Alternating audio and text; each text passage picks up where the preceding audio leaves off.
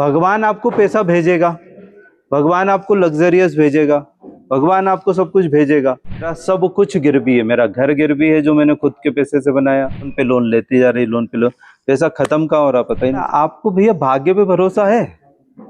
उसने तो मेरी दुखती रख एकदम।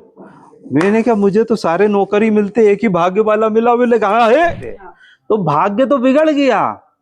ये पूजा पाठ कर्मकांड चटनी है। किसी को केतु ठीक करना हो तो क्या करना चाहिए? कुत्ते को रोटी खिलाना चाहिए। रिप्रेजेंट करते हैं, कनेक्ट करते हैं उस ग्रह को। तो भाग्य मजबूत करने वाला दिन साल में एक आता है, गुरु पूर्णिमा। और गुरु में क्या देखना चाहिए? तो उस दिन हम लोगों को करना क्या चाहिए? महादेव को गुरु बनाते हैं, बनाना चाहिए। भगवान दत्तात्रेय को गुरु बनाना चाहिए। ठीक है, कोई गुरु ना हो। पानी पे चल के आता है तो हम सब उसे देखते हैं। सोने की थाली बनवाई, सोने की थाली बनवा के लाए भोजन करवाने के लिए। पति हो, मेरा बच्चा भी हो, और उस बच्चे का बच्चा भी हो, और मेरी 7 पीढ़ी संपन्न रहे, तो उसके लिए क्या दान करेंगे? आगे तो सूर्य ग्रह को भी रिप्रेजेंट करता है बृहस्पति।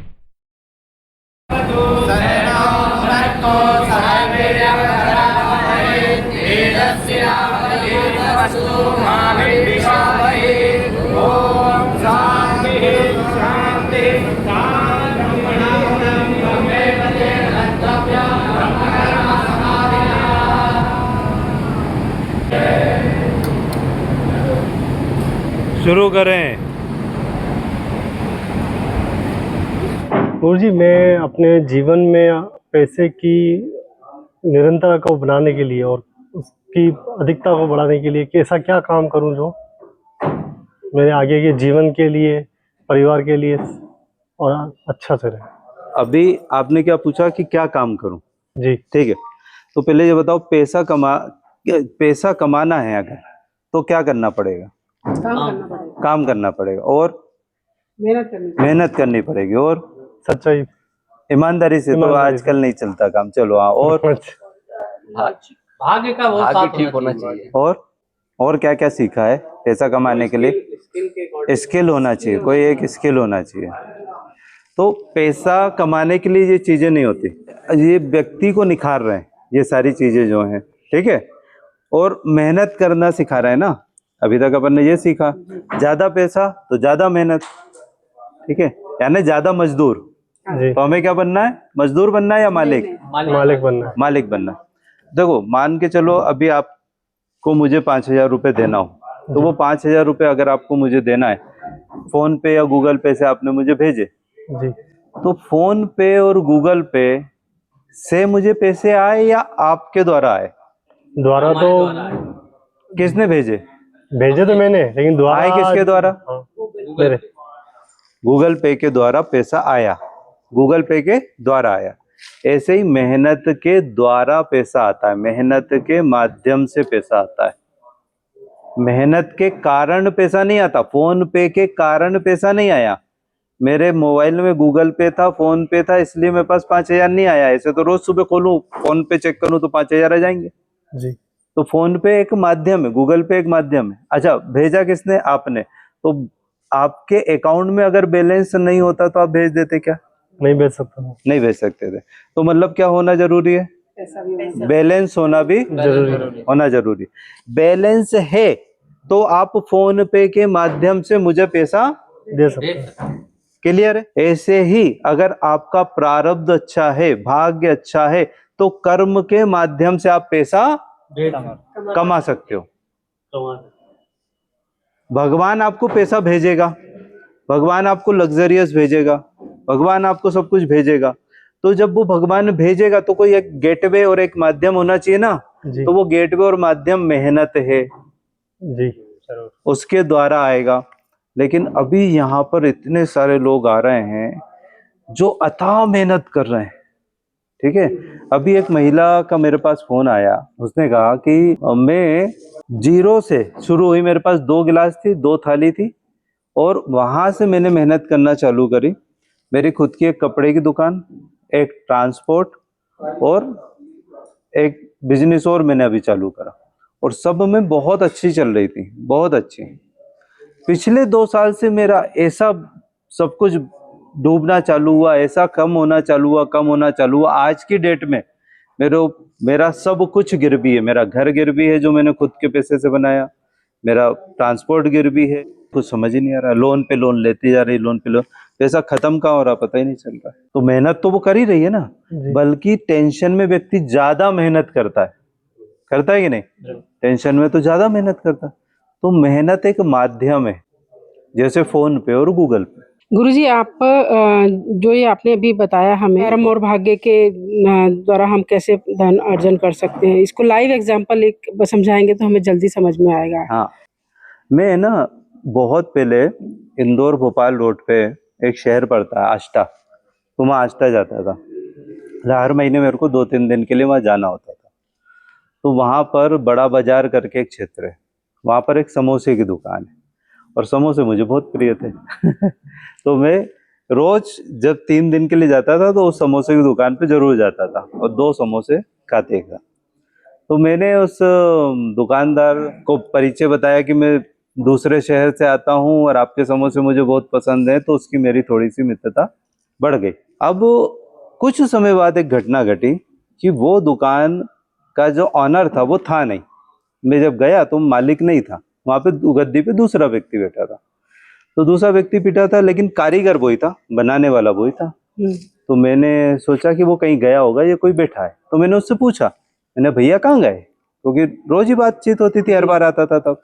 उन्होंने कहा भैया ने तो दुकान बेच दी। मैंने अरे यार इतनी बढ़िया दुकान, उसका हाथ नहीं रुकता, समोसे के लिए 20 मिनट खड़े रहना पड़ता था, तब समोसा मिलता था, अगला घान पे मिलेगा। तो मैंने कहा बेच क्यों दी? कहला अरे भैया वो तो बेच दी। मैं ठीक है, मैं समोसा खाया लेकिन उस दिन उतना स्वाद नहीं था। फिर अगले दिन भी आया, कारीगर वही है, दुकान भी वही है, नाम भी वही है, मालिक चेंज हो गया। फिर मैंने समोसा खाया, फिर भी स्वाद नहीं, मैं समझ नहीं आ रहा। मैंने कारीगर वही है, दुकान भी वही है, और ये दुकान बिकी क्यों? तो थोड़ी सी और चर्चा करी। वो मालिक जो ऊपर बैठा था वो नहीं था, तो उसने नौकर ने कहा सेठ जी ने खाली करा ली, वो किराए पे थी। जो पुराना सेठ था वो किराए पे था, तो उससे खाली करा ली। अब कहाँ है उनकी दुकान?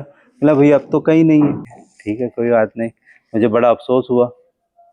फिर अगले महीने मैं वापस गया तो मेरा मन नहीं हुआ उसके यहाँ समोसा खाने का, क्योंकि एक तो अच्छा भी नहीं था, स्वाद भी बदल गया था, नया नया क्या हुआ था। फिर भी मैंने एक बार खाया तो उससे फिर से पूछा, मैंने कहा तो यार सेठ जी ने क्या करा? तो उन्होंने कहा भैया वो वहां पर एक छोटी सी गुमठी जैसी दुकान खोली, आप वहां चले जाओ।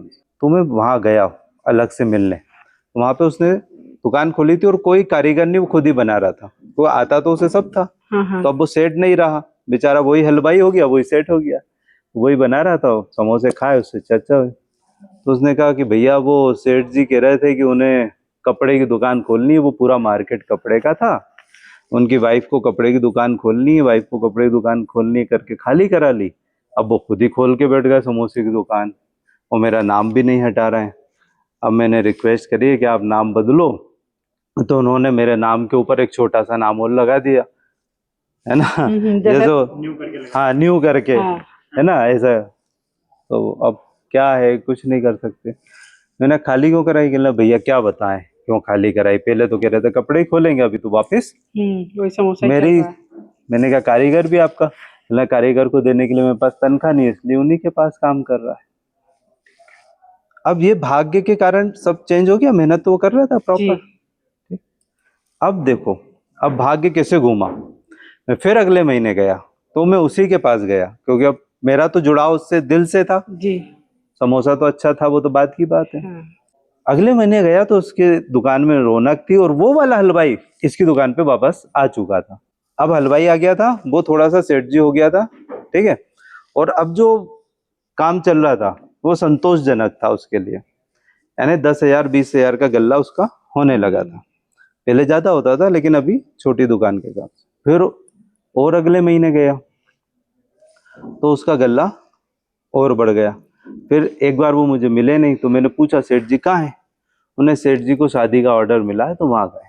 ठीक है, तो एक ही दिन में शादी का ऑर्डर मिला तो 40-50 हजार का मिल गया, काम मिल गया, 1 लाख का हो गया, हो सकता है। जैसे मान लो अपना कोई यूट्यूब चैनल हो जिसपे 2000 सब्सक्राइबर हो और किसी वीडियो पे उसके 40,000 व्यू आ जाए, सब्सक्राइबर 2000, व्यू आ गया 40,000, एकदम से आ गया। तो वो तो खुश हो जाएगा। भाई ऐसे ही हो गया उसकी छोटी सी दुकान, लेकिन चल रहा है। और किसी की बड़ी दुकान, लेकिन उसके गल्ला ही नहीं हो गल्ला रहा। ही नहीं है। अच्छा, अब जब ऐसा हुआ तो मुझे उत्सुकता हुई, तो मैं पुरानी दुकान पे भी गया। पुरानी दुकान पे गया तो वहाँ जहाँ कढ़ाई रुकती नहीं थी, वहाँ ठंडे समोसे रखे हुए, वो दुकान ही नहीं चल रही। यानी कारीगर भी छोड़ गया, दूसरा जो लगाया वो उससे बन नहीं रहा, दुकान उसकी चलना बंद हो गई धीरे धीरे। 6 महीने बाद उस व्यक्ति की दुकान ही बंद हो गई। जिसने उससे ली थी वो किराया था, वो तो बंद हो ही गया, बंद हुई। सारी इनकम खत्म। और इस व्यक्ति की दुकान बहुत अच्छी हो गई। फिर एक दिन मैंने उससे बोला, ऐसे ही बैठा था, तो मैं उस समय जो पुखराज पहना हुआ था हाथ में, वो अच्छा था उस समय, कीमत यानी 98 का दशक था, तो 5-6 हज़ार का पुखराज था, बड़ा अच्छा दिख रहा था। तो उसने पूछा, भैया कितने का है, कैसा है? तो अपने को तो इस सब्जेक्ट में रुचि है ही, तो अपन शुरू हो गए। तो अपन ने थोड़ा बताया, मैंने कहा देखो तुम्हारे यहाँ का ये इधर है ना, ये ऐसा ऐसा कर लो, यूं कर लो, ये वास्तु आपका खराब है, जैसे अपन ने ये बोला थोड़ा वास्तु सुधार लो, या आप भी पहन लो, कुछ भी। तो उसने थोड़ा सा एक नया डायलॉग मार दिया, क्या कहला, आपको भैया भाग्य पे भरोसा है? उसने तो मेरी दुखती रख एकदम। मैंने कहा मुझे तो सारे नौकरी मिलते, एक ही भाग्य वाला मिला। मैंने कहा है, मैं खुश, मैंने कहा है मैं तो भाग्य वाला ही हूँ। तो कहना बस भैया आप टेंशन मत लो, ये इन चीजों से कुछ नहीं होता, अपना भाग्य शानदार है। उसने कहा कि उस दुकान पे मेरा गल्ला जितना भी हुआ आज तक लाइफ में, जितना भी हुआ था, मेरी इस दुकान पे उससे दुगना भी हो चुका है, तिगना भी हो चुका। तो क्या मजबूत होना चाहिए? भाग्य मजबूत होगा, आप घोड़े में भी बैठ जाओगे तो वहीं पे सोने का सिक्का मिल जाएगा। सही बात है ना? और भाग्य खराब होगा तो यूं अंगूठी करी, पता चला गई अंगूठी गई। ठीक, तो ये मजबूत करना। गुरुजी ये बताइए भाग्य कैसे मजबूत करें, इसका कोई उपाय बताइए। सही प्रश्न। भाग्य मजबूत करने का पूरे साल में एक दिन आता है। वैसे हम पूरे साल भर कर सकते हैं जी। ठीक है। अब अपन यहाँ पे सब लोग काय के लिए इकट्ठे हुए हैं? क्यों इकट्ठे हुए हैं? एक शिविर के लिए, हठ योग साधना शिविर के लिए। यहाँ अपन कर्मकांड, पूजा पाठ सब करने वाले हैं, ठीक है। तो क्या इन पूजा पाठों से अपना भाग्य मजबूत हो जाएगा? नहीं होगा। बल मिलेगा, भाग्य को बल मिलेगा, बल मिलेगा। बहुत सारे ऐसे कार्य होते हैं जिन्हें आप बोलते हो पुण्य। क्या बोलते हो? पुण्य। पुण्य, ठीक है। तो उनसे क्या भाग्य आपका सही हो जाएगा? नहीं, मैं बताता हूँ। अपन वापिस समोसे वाले पे चलते हैं जी। अब मान के चलो समोसा बना किसी दिन और उसमें नमक कारीगर डालना भूल गया या उसके हाथ से कम डल गया कंफ्यूजन में, तो क्या करेगा बना बताओ? अब तो नमक डाल नहीं सकता खोल के, क्या करेगा अलग से? चटनी में कुछ ना कुछ वो करेगा। क्या करेगा? चटनी में करेगा, चटनी डाल देगा। चटनी, हरी चटनी में नमक ज्यादा होगा। हाँ, नहीं चटनी होती इसलिए, चटनी का इजाद ही इसलिए हुआ कि समोसा बिगड़ गया है और समोसा तुम नहीं सुधार सकते, तो भाग्य तो बिगड़ गया। ये पूजा पाठ कर्मकांड चटनी है, इससे समोसा नहीं सुधर रहा है। स्वाद आ रहा है। तुम ये मत सोचना कि तुम्हारा भाग्य सुधर रहा है इससे, ये सब तो चटनी है, जितना वो जो बुरा समय है, जो पीड़ा है वो कम हो जाए। जी पैर टूट गया जी, तो तुम टूटे पैर से भी चढ़ सकते हो, लेकिन क्या होगा? दर्द ज्यादा होगा। दर्द ज्यादा। अच्छा, प्लास्टर चढ़ा दे तो कम दर्द होगा। कम, इससे अच्छा कैसे भी कर लो, 1 महीने 2 महीने, डॉक्टर साहब जुड़ ही जाएगा ना पैर, तो पैर तो जुड़ेगा ही, ठीक है ना। लेकिन प्लास्टर चढ़ जाने से रिलीफ मिल जाएगा और जल्दी हो जाएगा जी।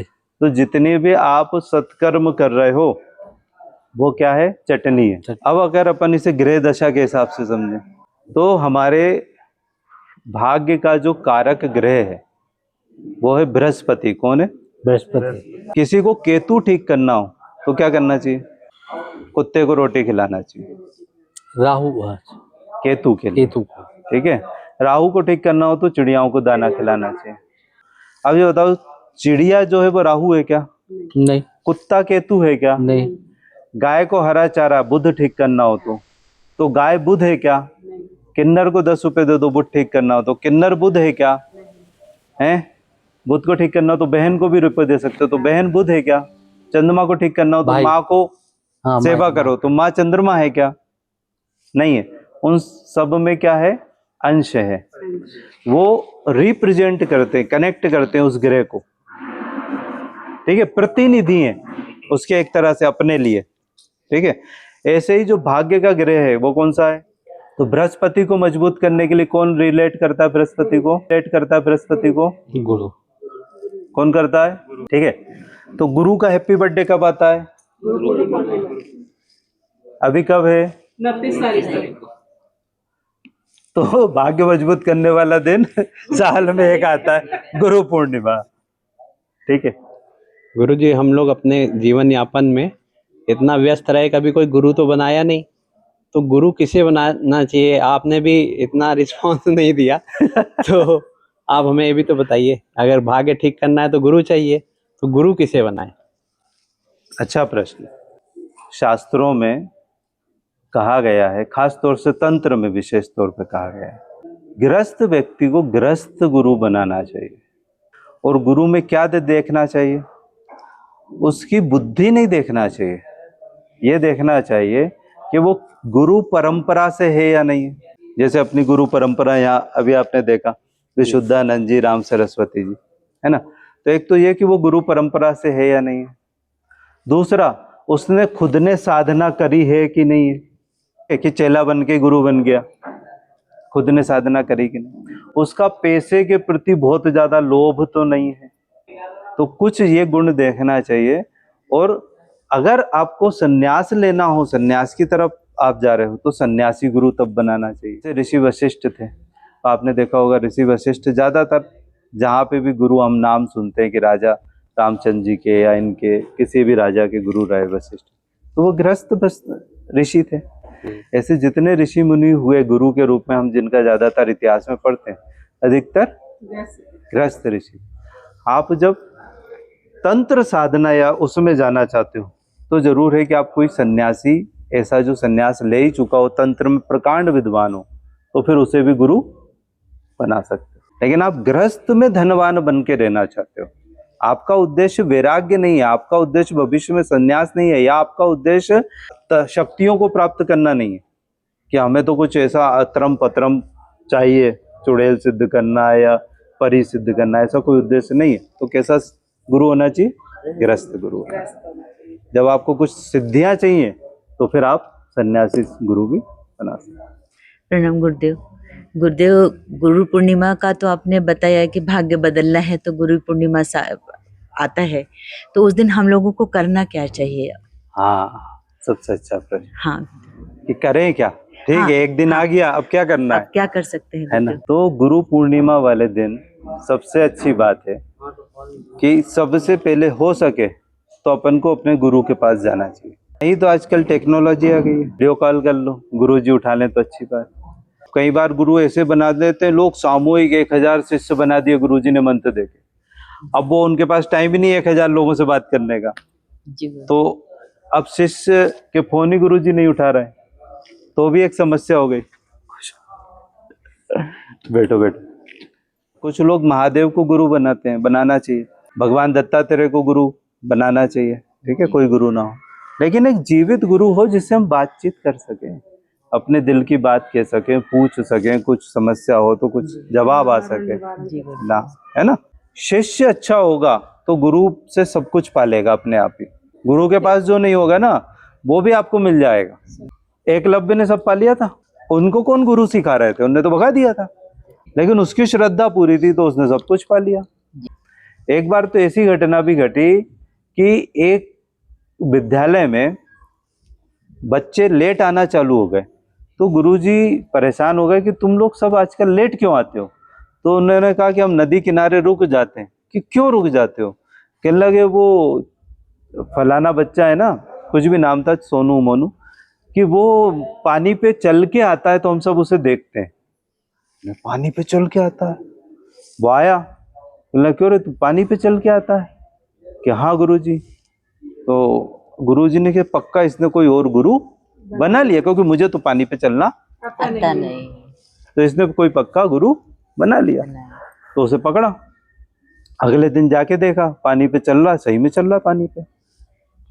अकेले में ले गए, बता कैसे चलता है? बोला गुरुजी बस मैं तो पानी पे चलता जाता हूँ, आपका नाम लेते जाता हूँ। अच्छा, मैंने तो सिखाई नहीं तुझे ये विद्या, उल्लू बना रहा है। गुरुजी सच बोल रहा हूँ, मैं तो कहता हूँ गुरुजी मेरी रक्षा करना, गुरुजी मेरी रक्षा करना, गुरुजी मेरी रक्षा करना, और मैं चलता जाता। ऐसा कई बार आप लोगों ने भी करा है ना? फोन करके बताया, करा बहुत बार। तो अब वो ऐसा करके चलता जाता है। तो गुरुजी ने सोचा यार मैं इतना पावरफुल हो गया क्या?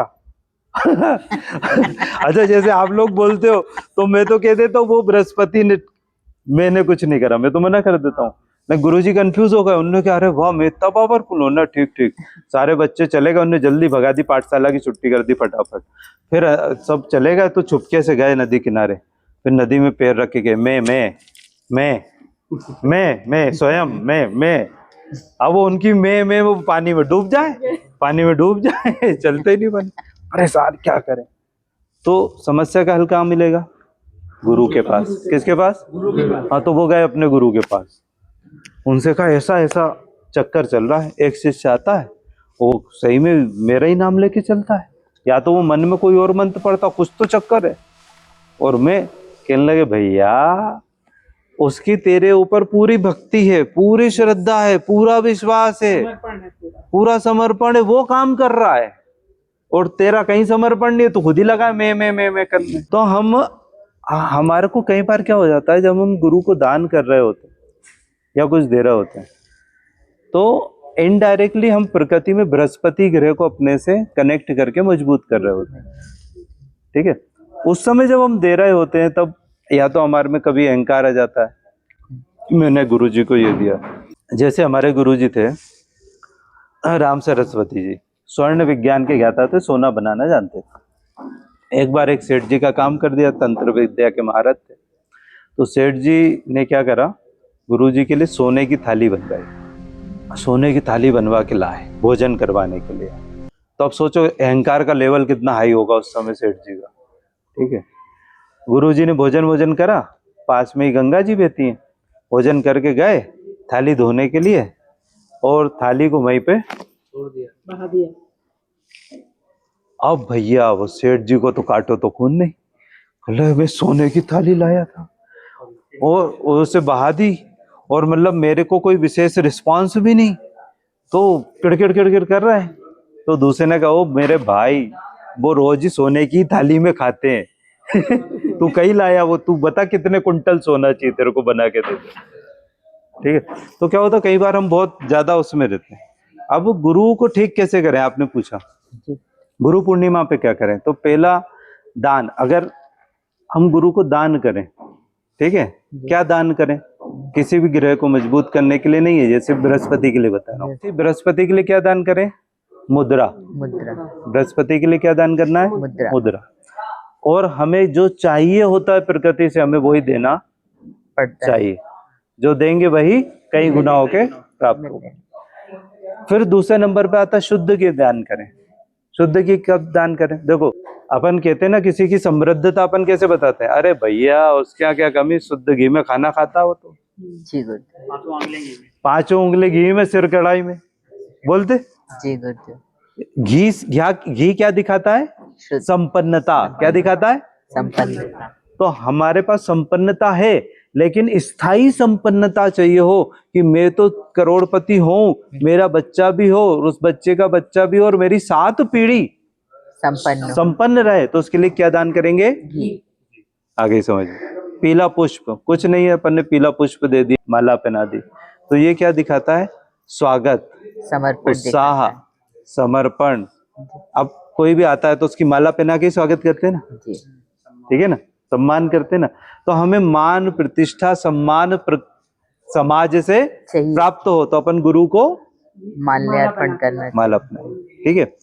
और अनाज, जैसे अपन दान करें पीली दाल, पीले फल, ठीक है, तो खान पीन की कोई कमी कभी हमारे जीवन में ना आए, इसके लिए अपन ये दान करें। जी गुरुदेव। वस्त्र दान, ताकि वस्त्र की भी कमी ना आए, टिप टॉप दिखें, है ना, आकर्षण का केंद्र बने रहें।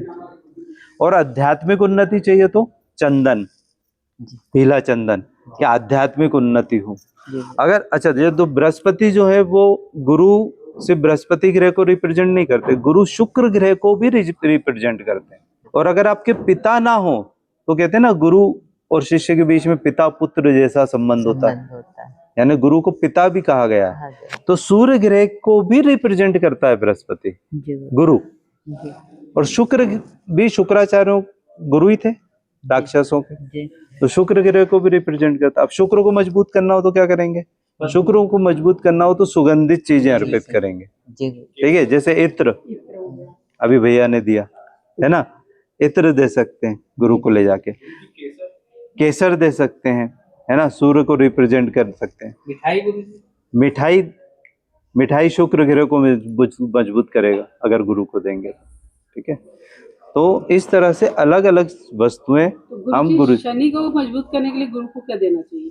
शनि को मजबूत करने के लिए गुरु को अपन कोई भी काले वस्त्र या काली चीजें दे सकते हैं, काले तिल दे लेकिन काली यहाँ चीजें गुरु को नहीं दी जाती। हाँ, अलग अलग ग्रहों के लिए गुरु को कुछ नहीं दे रहे हैं।